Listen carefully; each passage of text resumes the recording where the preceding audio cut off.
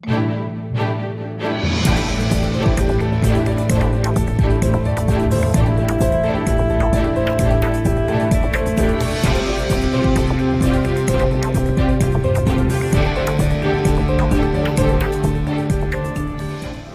個決定嚟講，我覺得對完善一國兩制對即係就住相關安排咧，做咗個原則性嘅決定，亦都解決咗而家特區政府所提出嚟嘅問題，亦都確立咗咧，強調咗咧，作為立法會議員佢係個公職人員佢立